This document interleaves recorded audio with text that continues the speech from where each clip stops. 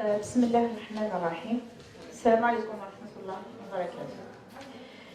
D'abord, je suis très contente, سعيدة جدا بلقاء أساتذتي ضيوف من مختلف الهيئات ومحافظة الغابات اللي كان لهم دور كبير في هذا الترافاي، في هذا العمل اللي هو لو بامبينيون. ومن هذا المنبر نترحم على أستاذ صايغي اللي كان له دور كبير وساعدني بزاف في هذا العمل. Donc, le travail, donc, c'est valorisation, amélioration et sylviculture du pampignon dans la région de Djebel El-Wahch à Constantine. Donc, c'est la forêt de Pampignon. Le pampignon est l'une des essences caractéristiques de la flore Méditerranée. C'est un arbre qui peut atteindre 25 à 30 mètres dans les stations favorables. Cependant, il peut dépasser les 30 mètres sur les sols frais, fertiles et profonds. Parmi les pins méditerranéens, le pampignon, considéré comme une espèce isolée, est difficile à classifier d'un point de vue taxonomique. Voilà les noms scientifiques du pampignon et la classification. C'est les noms scientifiques Pinus pinia en latin, pin parasol en français. Ça prend donc l'ism pin parasol, le parasol, Pino domestico italien, Pino pinineo espagnol et Assanobar thamani en arabe. À l'état adulte, la croissance en hauteur diminue alors que les branches maîtresses continuent à s'allonger latéralement, donnant ainsi à l'arbre son aspect typique en parasol, comme déjà dit. Donc, la croissance est monocyclique avec les rameaux primaires d'un gris verdâtre.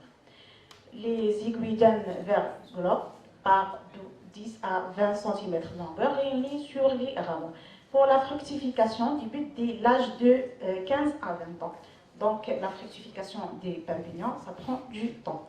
Abondante tous les 3 ou 4 ans. Donc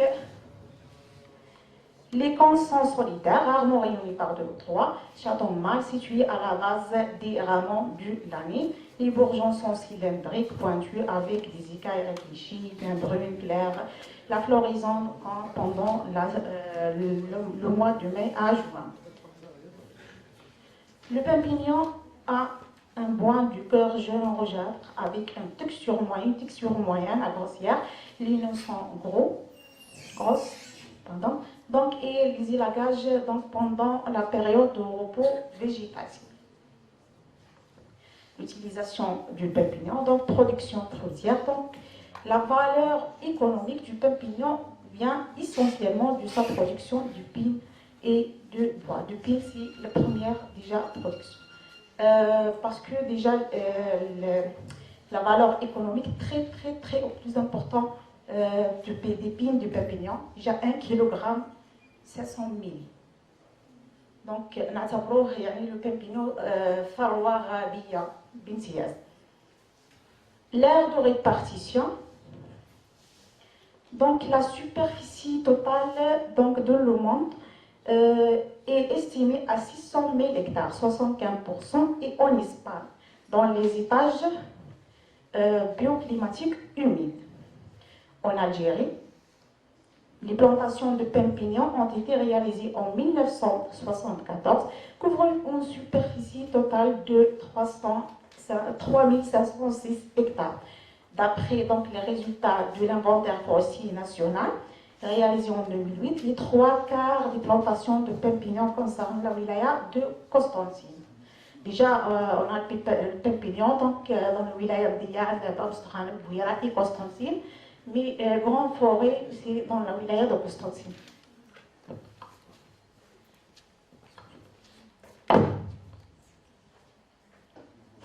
Donc, elle se localise dans la région de Djebel El-Wahch, dans les différentes stations, donc au nord du Kafrikal jusqu'au sud El-Hamri.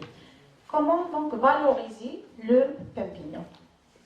Dans ce contexte, ce travail est un thème d'actualité qui veut répondre aux préoccupations de la conservation des forêts constantines afin d'étendre les plantations dans la zone concernée et s'assurer de son adaptation.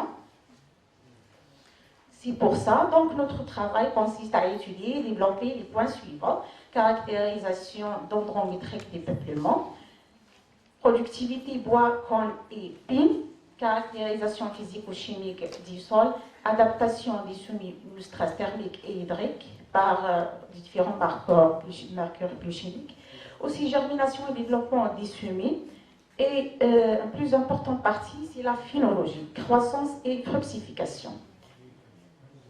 Donc la région du Jbel Louhach en général, donc superficie est 66 535 hectares, donc contient 7 communes concernées: Zéro de Youssef, Didouch Mouad, Constantine, L'Khrouk, Ibn Badi, Saïd Abid et Oulad Rahmoun. Pour les tâches bioclimatiques, donc sur une période de 20 ans, la région de Constantine a enregistré un climat semi-aride à hiver frais. Les sites d'études, donc d'après les images satellitaires, 9 stations de peuplement de Perpignan ont été étudiées dans la région de Jbel Louhach, de Keflekhel au nord jusqu'à El Hambli au sud. Les 9 stations donc sont Keflekhel, Olandra Naga, Matlak, Ouad Ghardam, El Biar, Tessinga, Ben Yargoub et El Hambli. Voilà. Donc le tableau suivant montre les caractéristiques des différentes stations. Donc le stade d'évolution des peuplements de Perpignan, c'est entre Haut-Perché et Jeune-Feuté. Aussi, il y a une grande superficie touchée par les incendies, presque 128,7 hectares, donc touchés par les incendies entre Matlak et Ouad Ghardam, les années passées en 2014-2015.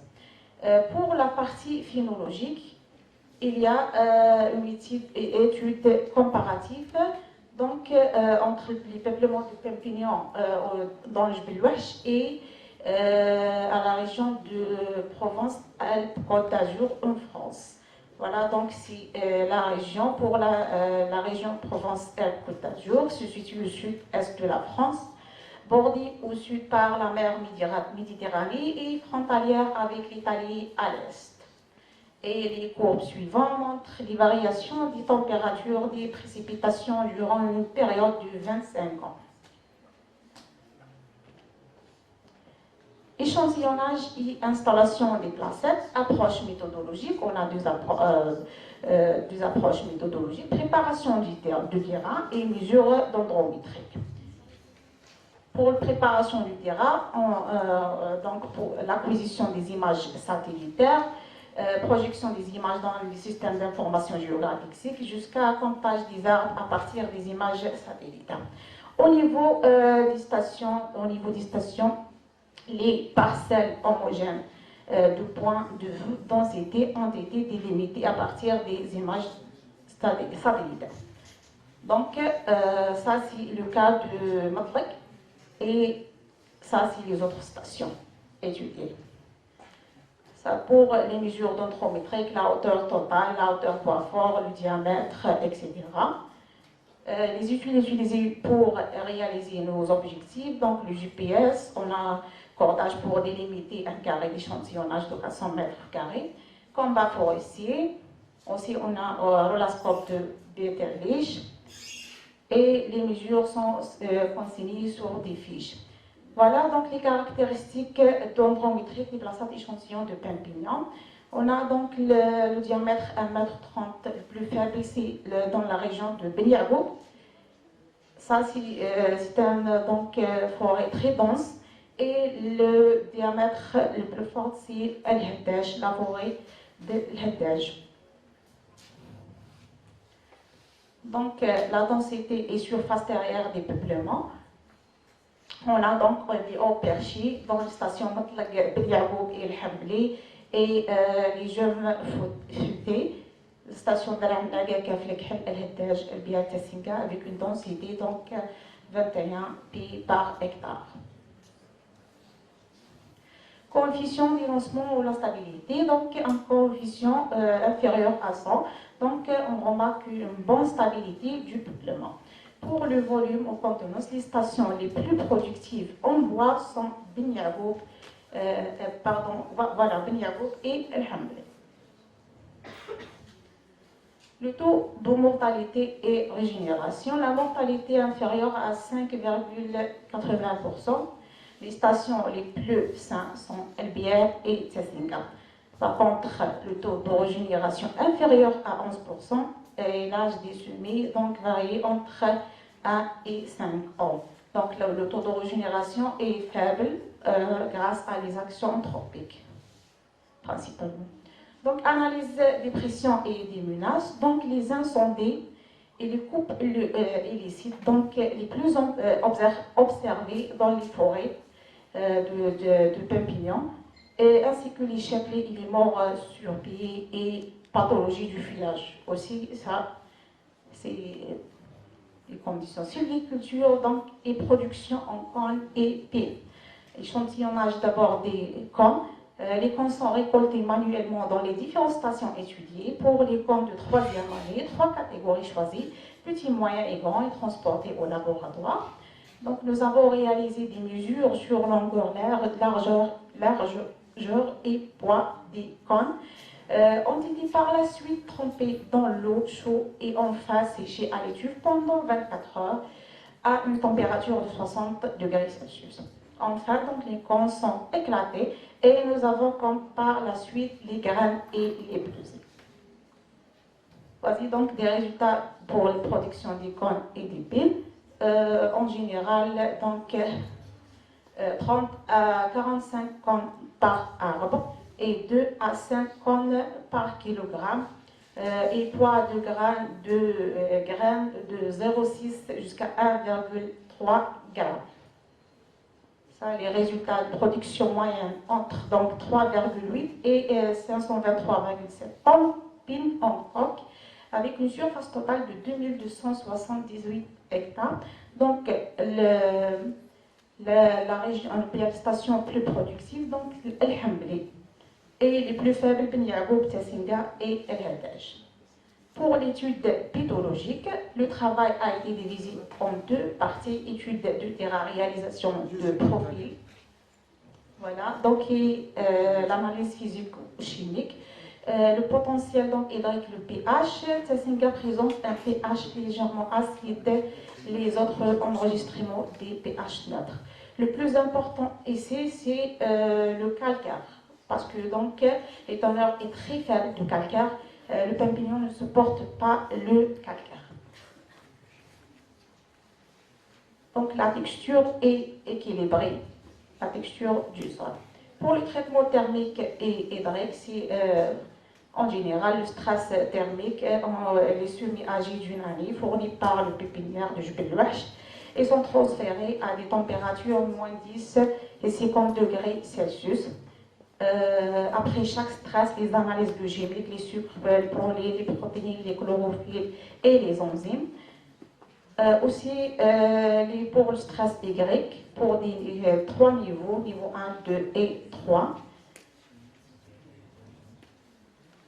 L'étude phytologique et croissance. Donc, nous avons choisi des arbres sains. Choix des branches de sur chaque branche, 5 rameaux ont mesuré. L'axe principal de la branche, 2 paires de rameaux secondaires âgés d'environ 15 et 20 ans. Pour chaque paire, un axe fort et un axe faible. Donc, au laboratoire, RSTIA Centre de Recherche donc en Provence, Aix-en-Provence, on mesure donc la longueur des pousses, la longueur des fleurs mâles et la longueur des aiguilles. Pour la productivité, on détermine le nombre d'icônes, le nombre des futures branches sur les hautes et les basses branches et les fortes et les faibles branches. Donc, l'approche méthodologique suivie dans cette étude consiste à réaliser des mesures sur des branches récoltées du massif de Jebel Louache, donc c'est une étude comparative, pour analyser sa phénologie. Observation sur la croissance. Donc, une décroissance remarquable au cours de l'année 2001-2008, les années de gel et de sécheresse en France. Pour la région de Djibel Oueche, une croissance remarquable du nombre de branches. Le nombre des cônes se développe inférieurement par rapport à la croissance des pousses. Donc, regarde ici les photos. Donc, on a une longueur des pousses faible. On a une productivité élevée. On a 3 cônes, futurs cônes. Quand on a une longueur un peu élevée des pousses, la production, pas la productivité, la production du coin est nulle. Pour la longueur des aiguilles, donc la région en France, pour les premiers graphes, on a une décroissance des aiguilles, la longueur des aiguilles, l'année 2016. Par contre, la région de Djibel Oueche, on a un développement des longueurs des aiguilles par rapport les peuplements de Perpignan en France. Donc, ça, c'est des photos comparatives. Voilà. Le nombre des cônes, taux de productivité de cônes très faible en 2001, 2006, 2007 et en 2016 en France. Par contre, au niveau des principaux rameaux, une augmentation considérable du nombre de cônes aux faibles et fortes rameaux. Donc la région de Djibel Oueche, augmentation des branches principales comparativement avec la région de Provence-Alpes-Côte d'Azur en France. Comme conclusion, à partir des paramètres d'analyse silicone, un niveau de développement des peuplements moyens, ce niveau est généré par une qualité stable, une mortalité élevée, un potentiel d'avenir moyen.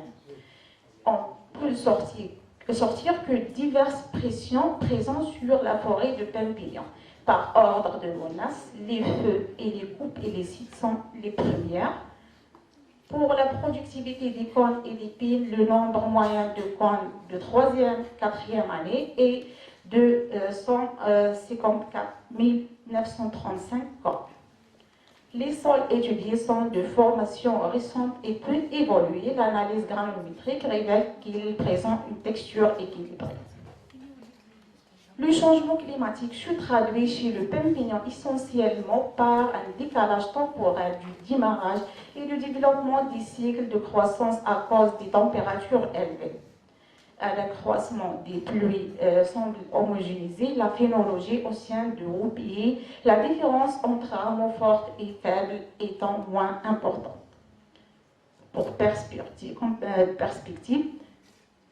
les peuplements de Perpignan de la zone de Djibel Oueche doivent faire l'objet d'une sylviculture appropriée, à savoir pratiquer des dégagements éclaircis dans les stations de Beniago et Hemblé, parce que des forêts très denses, des élagages et des éclaircies périodiques de 8 à 10 ans dans les autres stations, en respectant scrupuleusement à la densité des peuplements qui doivent être moyen de 100 à 150 tiges par hectare.